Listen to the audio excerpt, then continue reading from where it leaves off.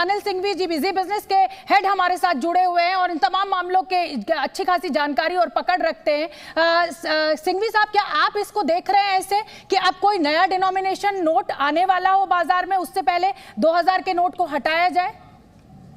कैसी संभावना आपको दिख रही है? डिनोमिनेशन का आ सकता है जी आ सकता है। 1000 रुपए तक का नोट लाना कोई बड़ी बात नहीं है, क्योंकि देखिए पैसे की वैल्यू जिस तरह से हर साल आप देखते हैं डॉलर के मुकाबले में या विदेशी करेंसीज के मुकाबले में कम होती है, महंगाई की वजह से भी परचेजिंग पावर जो रुपए का है वो कम होता जाता है। तो उस लिहाज से आप खुद सोचिए कि जो वैल्यू 100 रुपए की आज से 5 साल पहले थी आज कम है, तो जाहिर सी बात है उस लिहाज से अगर आप देखें तो हायर डिनोमिनेशन के नोट्स की जरूरत तो है। लेकिन बात यह है कि सरकार चाहती है कि बजाय आप नोट का इस्तेमाल करें, आप डिजिटल ट्रांजेक्शन का इस्तेमाल करें। लेकिन सिंघवी साहब, गाँव में कहाँ इंटरनेट आ रहा है?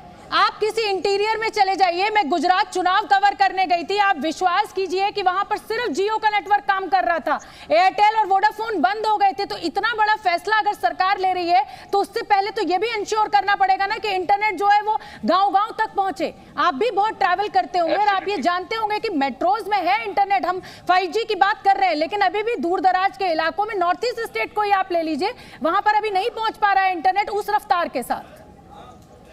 बिल्कुल पॉइंट बिल्कुल वैलिड है और ये सही पॉइंट भी है, क्योंकि अल्टीमेटली हम बैंकिंग ट्रांजैक्शन, डिजिटल ट्रांजैक्शन की तरफ जाना तो चाहते हैं, लेकिन आज न सिर्फ एक ये इशू जो आपने कहा कि कनेक्टिविटी का इशू है, बल्कि एक बड़ा इशू साइबर सिक्योरिटी का भी है।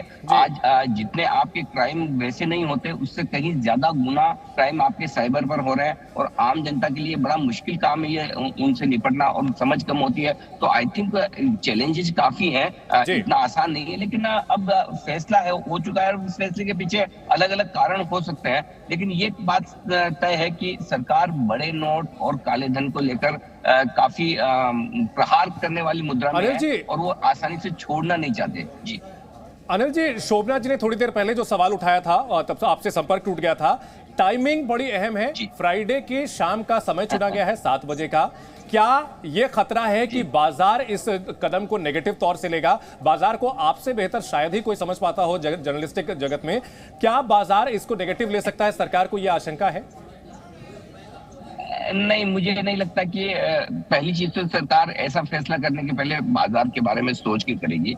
बाजार उनके लिए इतना इंपॉर्टेंट होता ही नहीं है। दूसरी बात ये, बाजार खुद इसे इतना इंपॉर्टेंस नहीं देता, इससे फर्क नहीं पड़ता। इनफैक्ट मैं ये कहूँ कि बाजार के लिहाज से तो एक तरह से देखा जाए तो पॉजिटिव ही है, क्योंकि जितना आपका पैसा ऑफिशियल इकोनॉमी में आए, जितना आपका पैसा डिजिटल तरीके से सिस्टम में रहे, मार्केट तो वो पसंद करेगा। क्योंकि कई जब आप टैक्स चोरी नहीं कर पाते हैं, जब आप कोई और दूसरे तरीके से बिजनेस नहीं कर पाते हैं, तो आपका सारा बिजनेस ऑफिशियल होता है। और ऑफिशियल होने की वजह से आप देखिए जीएसटी हुआ, ये सब कुछ हुआ, डिजिटाइजेशन होने के बाद आपके जीएसटी का कलेक्शन अब 2 लाख करोड़ की तरफ आप तेजी से बढ़ रहे हैं। तो मुझे लगता है मार्केट के लिहाज से कोई इशू नहीं है। लेकिन अनिल जी, क्या आपको ये लग रहा है कि सरकार पहले से इस फैसले के लिए तैयार थी? क्योंकि ये हम सब जानते हैं और हम लोग अक्सर ये बात भी करते थे कि भाई 2000 रुपए के नोट मिल ही नहीं रहे हैं, कई बार शादी ब्याह में देना है 2000 नोट हमें एटीएम से निकल ही नहीं रहे। तो आपको ये लग रहा है कि सरकार ने इस बड़े फैसले की तैयारी पिछले 6-7 महीने से शुरू कर दी थी? नहीं, शायद उससे भी कहीं ज्यादा पहले से मुझे लगता है, क्योंकि जब 2021 के आसपास से जब ये लगने लगा था कि 2000 के नोट ढूंढने से नहीं मिलते, तब सरकार को ये शायद समझ में आ गया कि भाई अगर ये नोट तो सिर्फ होर्डिंग के लिए और ब्लैक मनी को छुपाने के लिए काम में ले जा रहे हैं। हो सकता है तब से उन्होंने सोचना शुरू किया हो। लेकिन जो टाइमिंग की बात आपने कही है, उसमें भी एक बात और जोड़ना चाहता हूँ। टाइमिंग सिर्फ हम इस लिहाज से न देखें कि शुक्रवार की शाम को ये फैसला है। टाइमिंग अगर आप तो पूरा आज दिन भर, अब आज शाम तक आप कई सारे राजनीतिक विशेषज्ञों से भी बात करेंगे। टाइमिंग तो आप इसे लोकसभा चुनावों से भी जोड़कर देख सकते हैं। अगले साल चुनाव होने हैं, उससे पहले अगर आप बड़ी ब्लैक मनी को साफ कर देना चाहते हैं, तो जाहिर सी बात है उसके पीछे राजनीतिक उद्देश्य भी हो सकते हैं।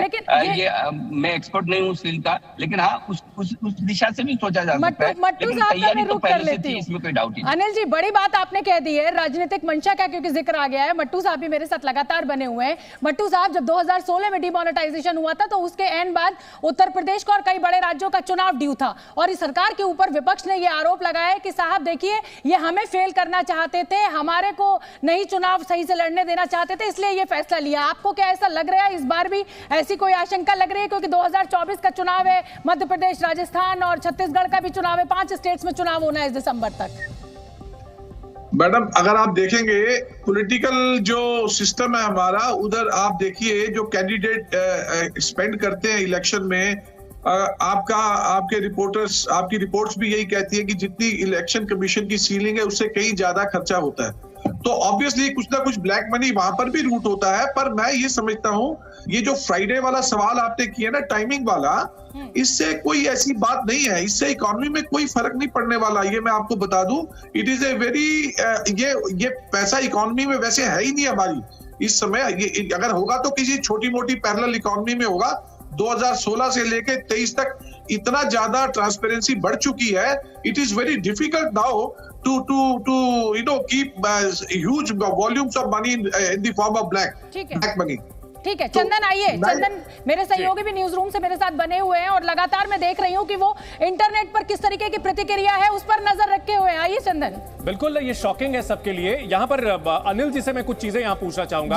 अनिल जी, कुछ दिनों पहले डेट फंड को लेकर के सरकार की ओर से एक फैसला आया, उसके बाद टीसीएस को लेकर 20% का जो फैसला आया है, और अब जाकर के ये फैसला, ये सीक्वेंस में देखते हैं क्या कोई सरकार किसी स्ट्रैटेजी के तहत काम कर रही है? हाँ, देखिए ये टीसीएस का जो 20% वाला जो 1 जुलाई से होने वाला है, बेसिकली सरकार जो है वो चाहती है कि हर जो पॉसिबल लूप होल है टैक्स चोरी का, उसको कवर अप करने का प्रयास करती है।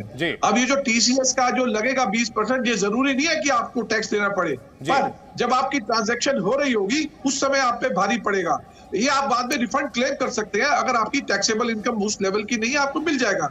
या कोई आपकी और इनकम है जो कि एडजस्टेबल है, टैक्स एडजस्टेबल है, उसके अगेंस्ट आप एडजस्ट कर सकते हैं, जिसमें टैक्स लगना होगा। नहीं मट्टू साहब, मैं यहाँ समझना ये चाह रहा हूँ। मैं आऊंगी मैं चंदन, बस आपको 10 सेकंड के लिए रोक रही हूँ। Zee News.